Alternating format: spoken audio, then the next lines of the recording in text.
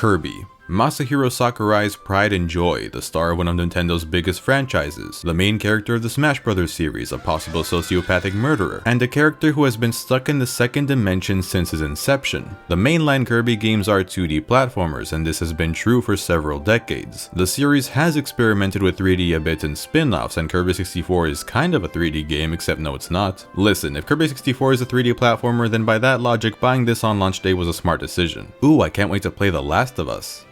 Again, the decision to keep Kirby tied to 2D is one that has confused me for the longest time. It shouldn't be too hard to make a 3D entry, right? Nearly every IP under the sun has made the jump at some point, though looking back, not all of those went super smoothly, so I also sort of understand the reluctance. Still, the series has been around for a while, and although Kirby hasn't really had a bad game in recent history, the latest big Kirby game, Star Allies, wasn't everyone's cup of tea. There's nothing bafflingly wrong with it, but it's as generic can get. It was clear that something needed to change, and during the September Nintendo Direct of last year, that change arrived. Kirby and the Forgotten Land was set to be the first true 3D Kirby adventure, and not only was it going to be in 3D, Kirby was going to be able to turn into a car. Think of all the memes that will spawn from this. I was incredibly excited after watching this announcement. I'm definitely not the biggest Kirby fan in the world. Really, I've only completed about 4 games from the main series, but I've gotten a lot of enjoyment from each one of them. They're easy, sure, but not every game needs to be on the same difficulty level as Donkey Kong Country per se for me to have a good time. Kirby has always done a great job at delivering a cozy, creative, lighthearted experience with just a smidge of satanic elements when you near the endgame. Kirby and the Forgotten Land looked like more of what I liked, but delivered in a new way and with a gimmick that looked super interesting. I got the game when it came out and ignored it because of my addiction to Elden Ring during those months. I can't believe these two came out a month apart. One was a revolution that took the world by storm and the other was Elden Ring. Recently, I finally sat down and played Forgotten Land to completion, and man,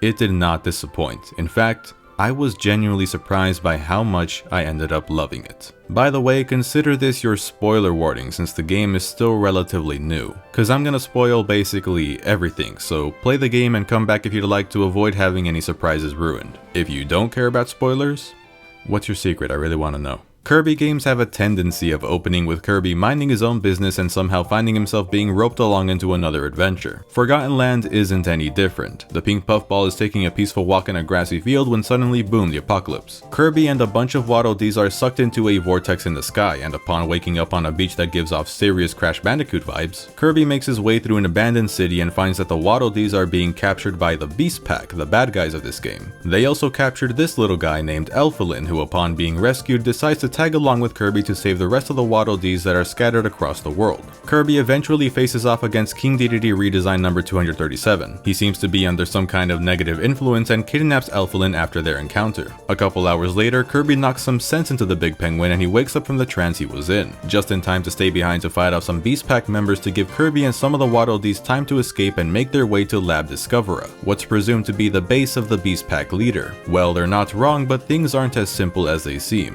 So, the true big bad of the game is a being that goes by the name Fecto Forgo. It's been the subject of multiple experiments after it was captured some time ago, and Elfilin was born as a result of one of those experiments. Elfilin got away, but without him, Fecto Forgo is incomplete, which is why the leader of the Beast Pack, Leongar, has been trying to capture the little guy all this time, to unlock the full power of Fecto Forgo and be able to travel to a land of dreams. After defeating Leongar though, Fecto Forgo awakens and breaks free from its imprisonment, swallowing Leongar and a couple of others to become the G from Resident Evil 2, and after a bit swallows Elfilin as well and assumes its final form, Fecto Elfilis. One final boss later, Kirby saves Elfilin and takes control of a big rig in what has to be one of the coolest final blows I've seen in any video game.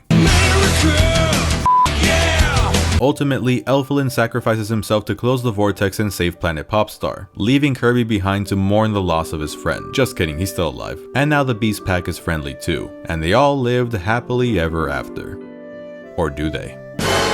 So yeah, standard Kirby story that ends with our hero preventing a cosmic level disaster? Nothing out of the ordinary here. I thought it was weird that Elfilin's big sacrifice was undone not even a minute later. That was a little odd, but other than that, I was entertained from beginning to end. The cutscenes have great animation and all the characters are incredibly expressive. They're able to convey a lot of emotion without speaking a word. Besides, I knew I was going to like the story and the game as a whole when I saw this anime-ass opening. It got a laugh out of me and made me smile. And that smile remained for pretty much my entire playthrough.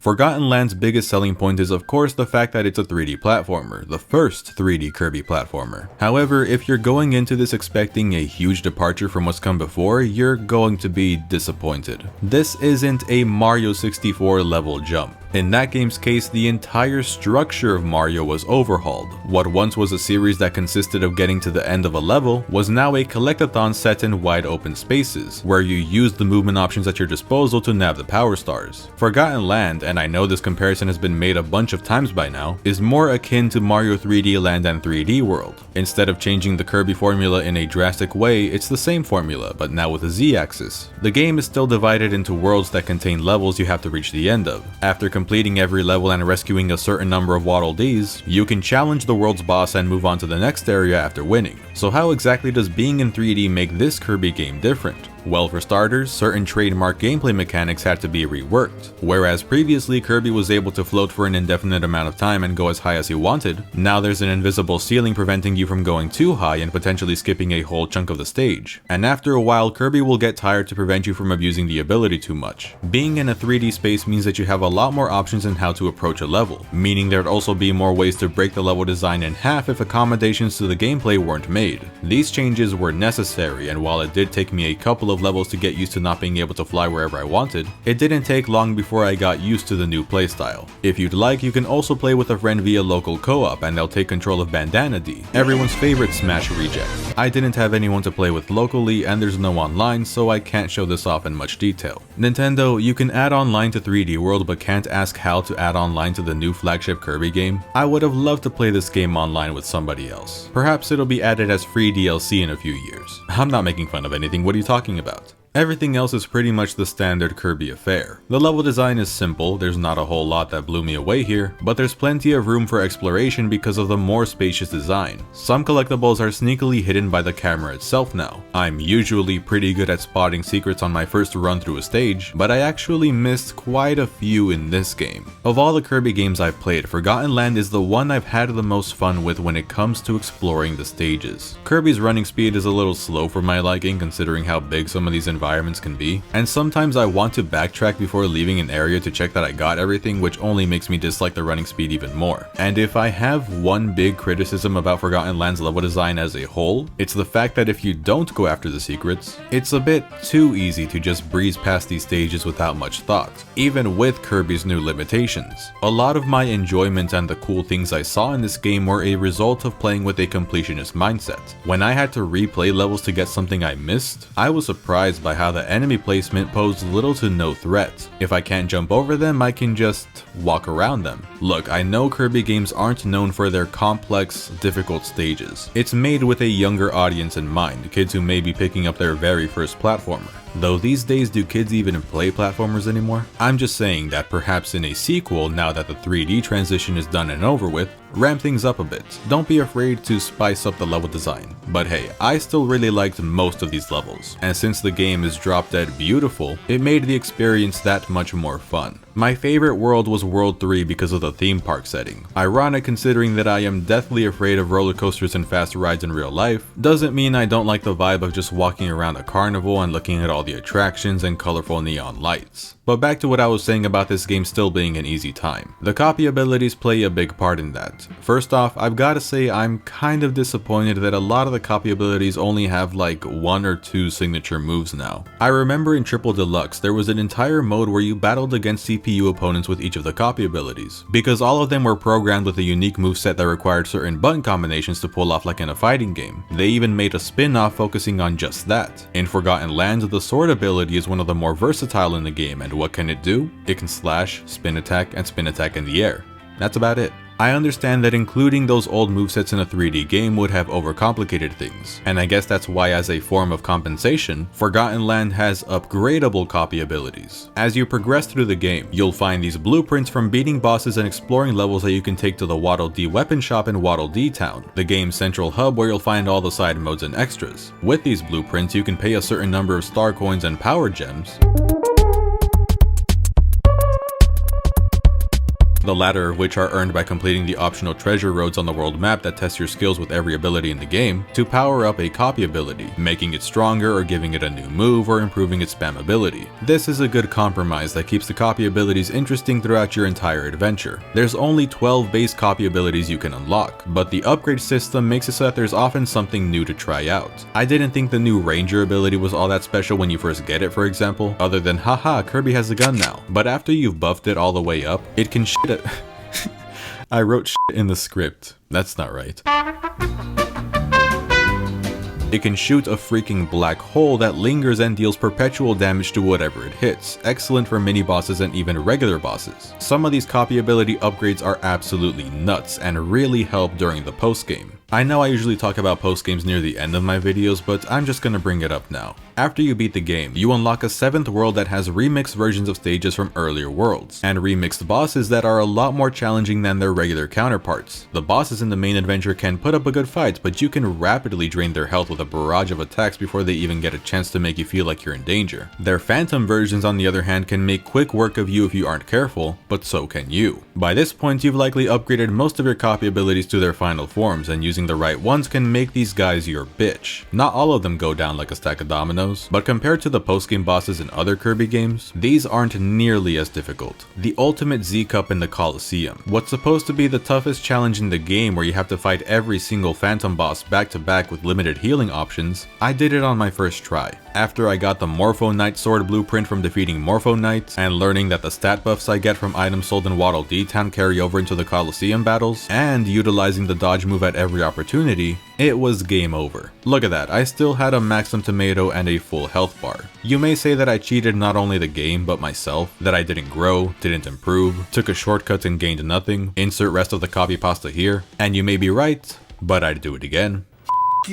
You, God! There is another new mechanic that Forgotten Land introduced that I haven't talked about yet, the brand new Mouthful mode. And the reason it took me so long to talk about it is cause it's pretty self-explanatory. Kirby can now dislocate his jaw and take the form of various objects around the world, like a car to drive around and commit multiple felonies, a vending machine that can shoot out soda cans, a cone for murdering turtles, a roller coaster, a light bulb, and several others. I love the idea of the Mouthful mode. However, after about halfway through the game, the gimmick started to lose its wow factor for me. Still, it's amusing seeing Kirby take on all kinds of different shapes. Water Balloon Mouth always makes me chuckle cause, look at him. He thick as hell. My money don't jiggle jiggle, it folds. This mechanic gives the game a lot of charm, more than it already has. Forgotten Land is flat out adorable. Sit there and tell me you wouldn't want an Awufi as a pet and I will know that you are a liar. I love the taunts you can make Kirby do with the D-pad and how the Waddle Dees react when you do it in front of them. And the way Kirby waves at the Waddle Dees when he rescues them, it makes me feel so happy. So let's rectify that.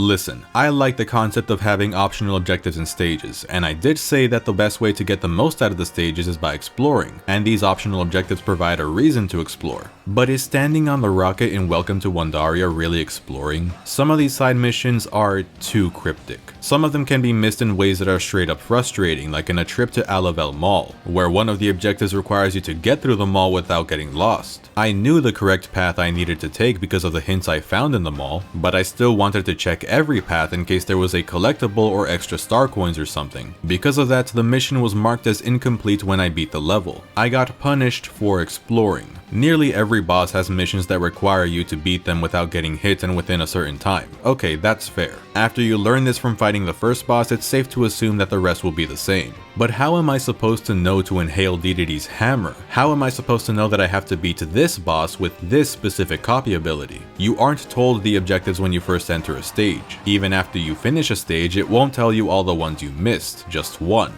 If you don't want to look up a guide but can't for the life of you figure out what you're missing, you have to play these levels numerous times just to know what the hell you have to do to rescue all the Waddle Dees. I'd be able to excuse all this, however, you can't just exit a stage after you complete a mission. You have to play through the entire thing for the game to save your mission progress. I just think this is a cheap way to pad out the game for completionists, as if the gacha capsule machine didn't already have that area covered. These are some nice looking figurines though. It can be tedious trying to get them all, but at least they didn't use JPEGs. Even these can be a little unclear though. The majority are obtained through the gacha machine or found within stages, but there's also some special figurines that are unlocked by meeting certain stipulations. For one of them, you have to buy 10 food items from the Waddle Dee Cafe. If I didn't look up online which figure I was missing, I would have spent all of my coins on this gacha shit. Quite a few figurines are unlocked by doing things around Waddle Dee Town actually. The more Waddle Dees you save, the more Waddle Dee Town expands. By the end, it's a bustling community with loads of activities you can participate in. There's fishing, which I spent quite a lot of time on because there's a chance you can get a chonker that rewards you with a bunch of star coins. Into the modern gaming industry they go. There's a cafe minigame where you have to serve food to hungry Waddle Dees and it gets really fast on the highest difficulty. Of course there's the Coliseum, which I went over, and Kirby has a house that he can sleep in, and gosh, this is too cute. I'm sorry, back to getting angry. What the f is this? So, the Tilt and Roll Kirby minigame forces you to use motion controls to guide Kirby to the goal by tilting the board with the controller's gyroscope. This minigame wouldn't even be that bad if my controller wouldn't constantly uncalibrate during the minigame. I have to reset it constantly, but it's nearly impossible to do while you're playing, so you just have to adapt and hope it doesn't f up even more before you reach the end. I'm not kidding, this is how I was holding my controller by the time I finished the last course, and my dumbass thought that the extra hard difficulty was required for 100%. Turns out it's not, so I endangered my sanity for nothing.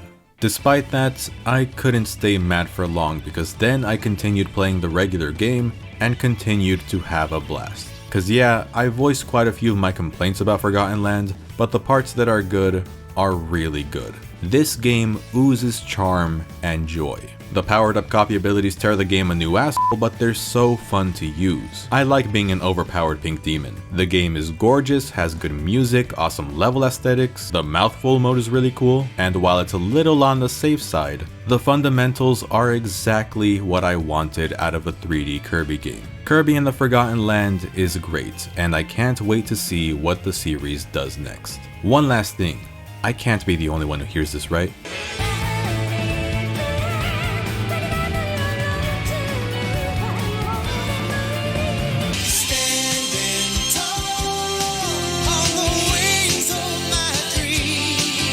Until next time folks, be safe, take care, hope you enjoyed the video, and thanks for watching.